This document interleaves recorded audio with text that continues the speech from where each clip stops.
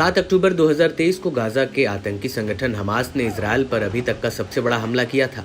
Hamas के लड़ाके आसमान, समुद्र और जमीन से इजरायल पर गोरिल्ला स्टाइल में टूट पड़े और 250 से ज्यादा लोगों को बंदी बना लिया था, जबकि हमास के रक्तपात में 1200 से ज्यादा इजरायलियों की जान चली गई थी। लेकिन इतिहास में हमास ने ऐसा हमला इजरायल पर कभी नहीं किया था और खुद इजरायल को भी इतने बड़े हमले का एहसास तक नहीं था।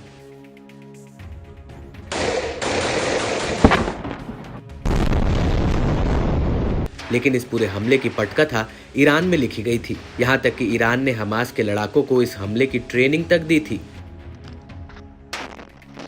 ईरान शुरुआत से ही मिडिल ईस्ट में इजरायल को कुचलने के लिए गाजा के आतंकी संगठन हमास, लेबनान के हिजबुल्ला और यमन के हूती को अपने इशारे पर नचाता हुआ आ रहा है।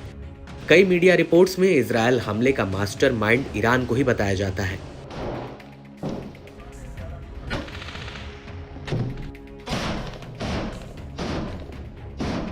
अब इसी कड़ी में बहुत बड़ा खुलासा हुआ है। दरअसल हमास के पॉलिटिकल ब्यूरो के प्रमुख इस्माइल हानिये ने एक प्रतिनिधि मंडल के साथ ईरान के राष्ट्रपति इब्राहिम रईसी से मुलाकात की है। इस्माइल की ये मुलाकात ईरान की राजधानी तेहरान में हुई, जहां पर उन्होंने इजरायल को लेकर एक बहुत बड़ा बयान दिया। उन्होंने अपने बयान में कहा कि इजरायल अपनी शर्तें और उद्देश्यों को फिलिस्तीनियों के ऊपर न युद्ध से और न ही राजनीति से थोप पाएगा।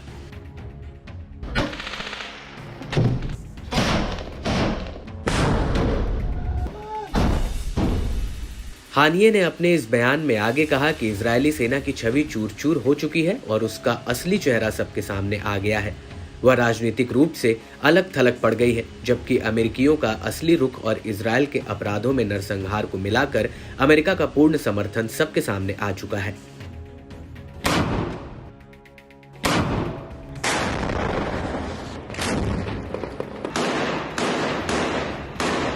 आपको बता दें कि ईरान के राष्ट्रपति इब्राहिम रईसी ने हमास के नेताओं से मुलाकात के बाद इजरायल को लेकर एक बयान दिया। रईसी का कहना है कि ईरान पूरी तरह से फिलिस्तीनियों की बहादुरी के साथ खड़ा है। अल-अक्सा फ्लड ऑपरेशन के बाद फिलिस्तीनियों का मुद्दा सभी सीमाओं को पार कर गया है और एक वैश्विक मुद्दा बन गया है। दुनिया भर के लोग गाजा और फिलिस्तीनियों के साथ खड़े हैं, इजरायल के विरोध में उनके साथ एकजुटता जता रहे हैं।